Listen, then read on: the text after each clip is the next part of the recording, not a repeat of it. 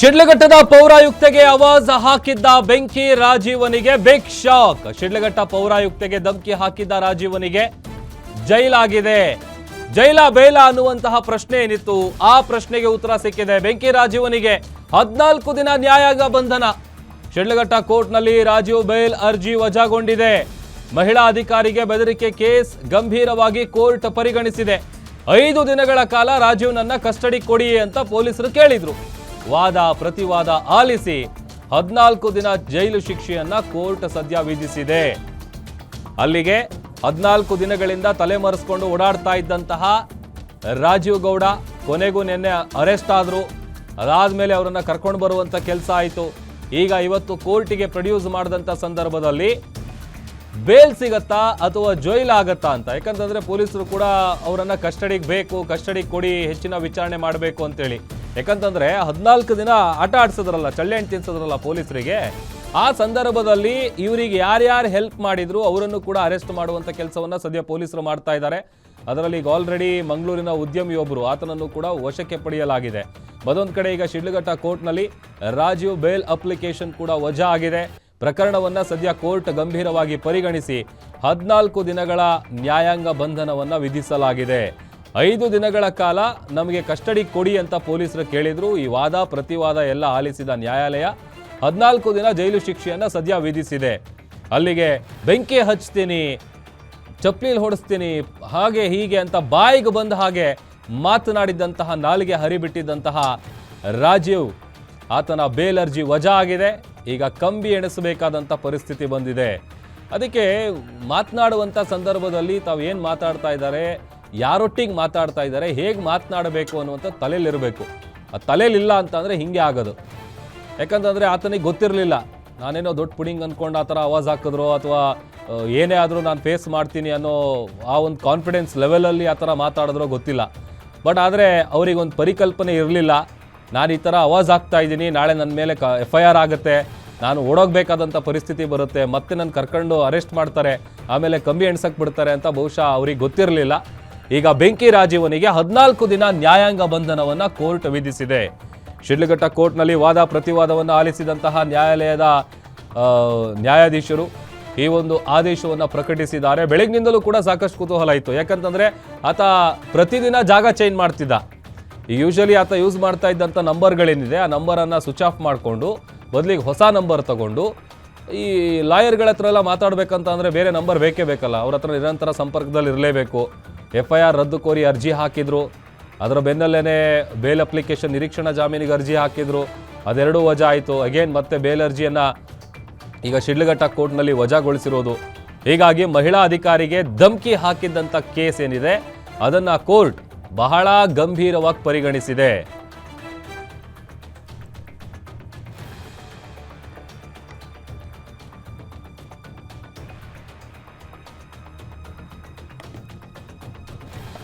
ನೋಡಿ, ಯಾವಾಗ ಶಿಡ್ಲಘಟ್ಟದ ಪೌರಾಯುಕ್ತೆ ಅಮೃತ ಗೌಡ ಅವರಿದ್ದಾರೆ, ಅವರ ಸರ್ವಿಸಲ್ಲೇ ಯಾರೂ ಕೂಡ ಈ ರೀತಿಯಾಗಿ ಮಾತನಾಡಿರಲಿಲ್ಲ. ಅದು ಒಂದು ವಿಚಾರ. ಅದರಲ್ಲಿ ಹೇಳಿ ಕೇಳಿ ಹೆಣ್ಣುಮಕ್ಕಳ ಹತ್ರ, ಮಹಿಳೆಯರ ಹತ್ರ ಹಿಂಗೆ ಮಾತಾಡಬೇಕು, ಹಿಂಗೆ ಗೌರವದಿಂದ ನಡ್ಕೊಳ್ಬೇಕು ಅನ್ನುವಂಥ ಒಂದು ಸಣ್ಣ ಪರಿಜ್ಞಾನ ಇರಬೇಕು. ಆಮೇಲೆ ಯಾವಾಗ ಈ ವಿಚಾರ, ಈ ಆಡಿಯೋ ವೈರಲ್ ಆಗುತ್ತೆ, ಆತ ಆವಾಜ್ ಹಾಕಿದ್ದು ಒಂದು ರೀತಿ ಗೂಂಡಾಗಳು ಮಾತಾಡ್ತಾರಲ್ಲ, ಗೂಂಡಾಗಳು ರೌಡಿಗಳು ಮಾತಾಡ್ತಾರಲ್ಲ, ಹಾಗೆ ಬೆಂಕಿ ಹಚ್ಚಿಸ್ತೀನಿ, ಹಂಗೆ ಮಾಡ್ಬಿಡ್ತೀನಿ, ಹಿಂಗೆ ಮಾಡ್ಬಿಡ್ತೀನಿ, ಅದು ಒಂದು ಮಹಿಳಾ ಅಧಿಕಾರಿಯೊಟ್ಟಿಗೆ ಮಾತಾಡ್ತಾ ಇದ್ದೀನಿ ಅನ್ನುವಂಥ ಪರಿಜ್ಞಾನ ಕೂಡ ಇಲ್ಲದೆ ಬಾಯಿಗೆ ಬಂದ ಹಾಗೆ ಆತ ಮಾತನಾಡಿದ. ಆಡಿಯೋ ಕೇಳಿಸ್ಕೊಳ್ಳೋಕ್ಕೆ ಸಾಧ್ಯ ಆಗ್ತಿರಲಿಲ್ಲ, ಕಾರಣ ಅಷ್ಟೊಂದು ಬೀಪ್ ಇತ್ತು. ಜಾಮೀನು ಸಿಕ್ಕಲಿಲ್ಲ ಅನ್ನೋದು ಒಂದು ಭಾಗ ಆದರೆ ನಾಳೆಗೇ ಆರ್ಗ್ಯುಮೆಂಟ್ ಇದೆ. ಎರಡನೇದೇನಂತಂದರೆ ಅವ್ರು ಕೇಳಿರೋ ಒಂದು ಯಾವುದು ನಾವು ನಮ್ಮ ಕಸ್ಟಡಿ ಕೊಡಿ ಅಂತ, ನಾವು ಅವ್ರನ್ನ ಇದಕ್ಕೆ ಕರ್ಕೊಂಡು ಹೋಗ್ಬೇಕು, ಎಲ್ಲೆಲ್ಲಿ ಓಡಾಡಿದ್ರು ಅಲ್ಲೆಲ್ಲ ಕರ್ಕೊಂಡು ಹೋಗ್ಬೇಕು ಅಂತ ಹೇಳಿರೋದನ್ನು, ಅದು ಹಾರ್ಬರಿಂಗ್ ಅಂತ ಬರುತ್ತೆ. ಆ ಹಾರ್ಬರಿಂಗ್ ಅಫೆನ್ಸೇ ಬೇಲಬಲ್. ಸೊ ಬೇಲಬಲ್ ಅಫೆನ್ಸ್ಗೆ ನೀವು ಕಸ್ಟಡಿ ತೊಗೊಂಡೋಗ್ರ ಅಂತ ಆ ವಾದವನ್ನು ಕೋರ್ಟ್ ಮನ್ನಣೆ ಕೊಟ್ಟು. ಜಾಮೀನು ಸಿಕ್ಕಲಿಲ್ಲ ಅನ್ನೋದು ಒಂದು ಭಾಗ ಆದರೆ ನಾಳೆಗೇ ಆರ್ಗ್ಯುಮೆಂಟ್ ಇದೆ.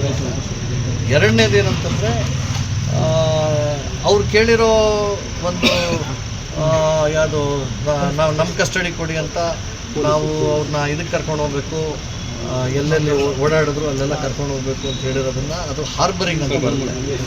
ಆ ಹಾರ್ಬರಿಂಗ್ ಅಫೆನ್ಸೇ ಬೇಲಬಲ್. ಸೊ ಬೇಲಬಲ್ ಅಫೆನ್ಸ್ಗೆ ನೀವು ಕಸ್ಟಡಿ ತಗೊಂಡೋಗ್ರ ಅಂತ ಆ ವಾದವನ್ನು ಕೋರ್ಟ್ ಮನ್ನಣೆ ಕೊಟ್ಟು ಜಾಮೀನು ಸಿಕ್ಕಲಿಲ್ಲ ಅನ್ನೋದು ಒಂದು ಭಾಗ ಆದರೆ ನಾಳೆಗೇ ಆರ್ಗ್ಯುಮೆಂಟ್ ಇದೆ ಒಂದು. ಎರಡನೇದು ಏನಂತಂದರೆ ಅವ್ರು ಕೇಳಿರೋ ಒಂದು ಯಾವುದು ನಾವು ನಮ್ಮ ಕಸ್ಟಡಿ ಕೊಡಿ ಅಂತ ನಾವು ಅವ್ರನ್ನ ಇದಕ್ಕೆ ಕರ್ಕೊಂಡು ಹೋಗ್ಬೇಕು, ಎಲ್ಲೆಲ್ಲಿ ಓಡಾಡಿದ್ರು ಅಲ್ಲೆಲ್ಲ ಕರ್ಕೊಂಡು ಹೋಗ್ಬೇಕು ಅಂತ ಹೇಳಿರೋದನ್ನು ಅದು ಹಾರ್ಬರಿಂಗ್ ಅಂತ ಬರುತ್ತೆ. ಆ ಹಾರ್ಬರಿಂಗ್ ಅಫೆನ್ಸೇ ಬೇಲಬಲ್. ಸೊ ಬೇಲಬಲ್ ಅಫೆನ್ಸ್ಗೆ ನೀವು ಕಸ್ಟಡಿ ತಗೊಂಡೋಗ್ರ ಅಂತ ಆ ವಾದವನ್ನು ಕೋರ್ಟ್ ಮನ್ನಣೆ ಕೊಟ್ಟು ಜಾಮೀನು ಸಿಕ್ಕಲಿಲ್ಲ ಮೈಕಲ್ ಅವ್ರಿಗೆ ಕಂಡೀಷನ್ಸ್ ಹೇಗಿದ್ದಾರೆ ಅದು ಆದೇಶ ಪ್ರತಿ ಬಂದ ಮೇಲೆ ನೋಡಿ. ಮೈಕಲ್ ಅವ್ರಿಗೆ ಕಂಡೀಷನ್ಸ್ ಹೇಗಿದ್ದಾರೆ ಅದು ಆದೇಶ ಪ್ರತಿ ಬಂದ ಮೇಲೆ ನೋಡಿ. ಮೈಕಲ್ ಅವ್ರಿಗೆ ರಾಜಪ್ಪ ನಮ್ಮ ಪ್ರತಿನಿಧಿ ಹೆಚ್ಚಿನ ಡೀಟೇಲ್ಸ್ ಅನ್ನ ಕೊಡ್ತಾರೆ. ರಾಜಪ್ಪ, ಬಹುಶಃ ಕೋರ್ಟ್ ಈ ಪ್ರಕರಣವನ್ನ ಬಹಳ ಗಂಭೀರವಾಗಿ ಪರಿಗಣಿಸಿದಂತೆ ಕಾಣಿಸ್ತಾ ಇದೆ. ಅದರ ಜೊತೆಗೆ ಈಗ ಕೋರ್ಟ್ನಲ್ಲಿ ವಾದ ಪ್ರತಿವಾದ ಹೇಗೆ ನಡೀತು, ಏನ್ ಡೀಟೇಲ್ಸ್ ಇದೆ ರಾಜಪ್ಪ? ಹಲೋ ರಾಜಪ್ಪ, ನನ್ನ ಧ್ವನಿ ಕೇಳ್ತಾ ಇದೆಯಾ? ಪ್ರಭು, ಖಂಡಿತ. ಏನು ಶಿಡ್ಲಘಟ್ಟ ಪೌರಾಯುಕ್ತೆಗೆ ಏನು ಧಮಕಿ ಹಾಕಿದ್ದ ಪ್ರಕರಣದಲ್ಲಿ ಇವತ್ತು ರಾಜೇಗೌಡ ಬಂಧನ ಆಗಿತ್ತು. ಬಂಧನದಲ್ಲಿ ಇವತ್ತು ಏನು ನೇರವಾಗಿ ಕೇರಳದಿಂದ ಶಿಡ್ಲಘಟ್ಟಕ್ಕೆ ಕರ್ಕೊಂಡ್ಬಂದು ಶಿಡ್ಲಘಟ್ಟದಲ್ಲಿ ನ್ಯಾಯಾಂಗ ತನಿಖೆಗೆ ಒಪ್ಪಿಸಿದ್ರು. ತನಿಖೆಯಲ್ಲಿ ಇವತ್ತು ಜಾಮೀನು ಕೋರಿ ಇವತ್ತು 2 ಅರ್ಜಿಗಳನ್ನು ಹಾಕಿದ್ರು. ಒಂದು ಅರ್ಜಿ ಇವತ್ತು ಏನು ಅರ್ಜಿ ವಜಾ ಮಾಡಿ ಇವತ್ತು ಆದೇಶ ಮಾಡಿರ್ತಕ್ಕಂಥದ್ದು. ಇದರಲ್ಲಿ A2 ಆರೋಪಿ ಏನು ಮೈಕಲ್ ಇದ್ದಾನೆ, ಆತನಿಗೆ ಇವತ್ತು ಜಾಮೀನು ಮಂಜೂರು ಮಾಡಿ ಇವತ್ತು ಆದೇಶವನ್ನ ಹೊರಡಿಸಿರ್ತಕ್ಕಂಥದ್ದು. ಈಗಷ್ಟೇ ಒಂದು ಬೇಲ್ ಕ್ಯಾನ್ಸಲ್ ಆಗಿರ್ತಕ್ಕಂಥ ಹಿನ್ನೆಲೆಯಲ್ಲಿ ಕೂಡ ರಾಜೇಗೌಡನ ಈಗ 14 ದಿನಗಳ ಕಾಲ ನ್ಯಾಯಾಂಗ ಬಂಧನಕ್ಕೆ ಒಪ್ಪಿಸಿ ಕೋರ್ಟ್ ಆದೇಶ ಮಾಡಿರ್ತಕ್ಕಂಥದ್ದು. ಈ ಒಂದು ಏನು ಸರ್ಕಾರಿ ಅಧಿಕಾರಿ ಏನಿದ್ದಾರೆ, ಆ ಅಧಿಕಾರಿ ಪರ ಏನು ವಾದ ಮಾಡಿರ್ತಕ್ಕಂಥ ಒಬ್ರು ಸರ್ಕಾರಿ ಅಭಿಯೋಜಕರು ಏನಿದ್ದಾರೆ ಅವರು ವಾದ ಮಂಡಿಸಿದ್ರು. ಈ ಒಂದು ಹಿನ್ನೆಲೆಯಲ್ಲಿ ಕೂಡ ಏನು ರಾಜೇಗೌಡರ ಫಲ ಏನಿವತ್ತು ವಿವೇಕ್ ಸುಬ್ಬಾರೆಡ್ಡಿ ಏನಿದ್ದಾರೆ ಅವರು ಇವತ್ತು ಒಂದು ವಾದವನ್ನು ಮಂಡಿಸಿದ್ರು. ವಾದ ವಿವಾದ ಆಲಿಸಿದಂತಹ ಏನು ವಕೀಲರು ಇದ್ದಾರೆ, ವಕೀಲರು ಮತ್ತೆ ನ್ಯಾಯಾಧೀಶರು ಇದ್ದಾರೆ. ನ್ಯಾಯಾಧೀಶರು ಇವತ್ತು ಒಂದು ಅಂತಿಮವಾಗಿ ತೀರ್ಪನ್ನು ಕೊಟ್ಟಿರ್ತಕ್ಕಂಥದ್ದು. ಏನು ಮಧ್ಯಂತರ ಜಾಮೀನನ್ನ ಕ್ಯಾನ್ಸಲ್ ಮಾಡಿ ನಾಳೆ ಏನು ಸಾಮಾನ್ಯವಾಗಿ ಜನರಲ್ ಬೇಲನ್ನು ನಾಳೆ ಹಾಕೊಳ್ತಾರೆ. ಜನರಲ್ ಬೇಲ್ಗೆ ನಾಳೆ ವಿಚಾರಣೆ ಸಹ ನಡೀತಾ ಇದೆ. ಅಲ್ಲಿಯೂ ಕೂಡ ಆರ್ಗ್ಯುಮೆಂಟ್ ನಡೆಸ್ತಾರೆ. ಅದಾದ ಬಳಿಕ ಏನು ನಾಳೆ ಕೂಡ ಬೇಲ್ ಸಿಕ್ಕಿದ್ರು ಕೂಡ ಏನು ಆಶ್ಚರ್ಯ ಪಡಬೇಕಾಗಿರ್ತಕ್ಕಂಥದ್ದೇನಿಲ್ಲ. ಯಾಕಂದ್ರೆ ನಾಳೆ ಅವಕಾಶ ಇದೆ. ನಾಳೆ ಏನು ಆರೋಪಿನ ಮತ್ತೆ ಕೋರ್ಟ್ಗೆ ಸಬ್ಮಿಟ್ ಮಾಡಿಕೊಂಡು ಮತ್ತೆ ಏನು ವಿವೇಕ್ ಸುಬ್ಬಾರೆಡ್ಡಿ ಮತ್ತೆ ಸರ್ಕಾರಿ ಅಭಿಯೋಜಕರ ನಡುವೆ ವಾದ ವಿವಾದ ಆಲಿಸ್ತಾರೆ.